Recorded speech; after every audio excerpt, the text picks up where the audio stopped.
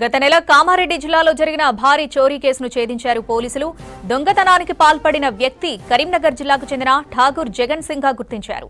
నిందితుని arrest చేసి రిమాండ్కు తరలించినట్టు తెలిపారు కామారెడ్డి జిల్లా ఎస్పీ రాజేష్ చంద్ర. నిందితుడి దగ్గర నుంచి 42,50,000 విలువైన బంగారం, వెండి ఆభరణాలు స్వాధీనం చేసుకున్నట్లు చెప్పారు. సీసీ కెమెరా ఫుటేజ్, సాంకేతిక ఆధారాలతో నిందితుడిని పట్టుకున్నట్టు తెలిపారు.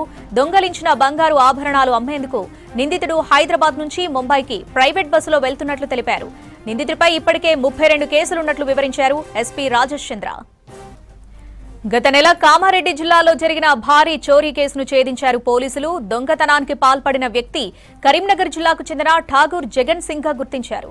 నిందితుడిని అరెస్ట్ చేసి రిమాండ్కు తరలించినట్టు తెలిపారు కామారెడ్డి జిల్లా ఎస్పీ రాజేష్ చంద్ర. నిందితుడి దగ్గర నుంచి 42,50,000 విలువైన బంగారం, వెండి ఆభరణాలు స్వాధీనం చేసుకున్నట్లు చెప్పారు. సీసీ కెమెరా ఫుటేజ్, సాంకేతిక ఆధారాలతో నిందితుడిని పట్టుకున్నట్లు తెలిపారు. దొంగలించిన బంగారు ఆభరణాలను అమ్మేందుకు నిందితుడు హైదరాబాద్ నుంచి ముంబైకి ప్రైవేట్ బస్సులో వెళ్తున్నట్లు తెలిపారు. నిందితుడిపై ఇప్పటికే 32 కేసులున్నట్లు వివరించారు ఎస్పీ రాజేష్ చంద్ర. ఏప్రిల్లో ఆ ఈవెంట్స్ హాస్పిటల్ గా చెప్పేసి హైదరాబాద్ వెళ్ళినప్పుడు ఆ ఇంట్లో చోరీ జరిగింది.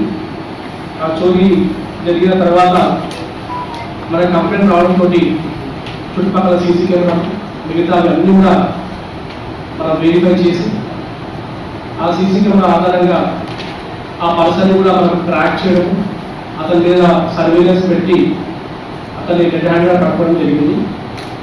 నిందితుడి పేరు Jagan Singh alias Dinesh Singh, DJ Johnny, Dinesh Rajpuri. ఇతను ఈ పేర్లతో పిలువబడతాడు. ఇతను కరీంనగర్ జిల్లాకు చెందిన వ్యక్తి. ఇతను సుమారుగా ఇప్పటి వరకు మొత్తము కేసులు 15 కేసులు హైదరాబాద్లో ఇతని మీద ఉన్నాయి.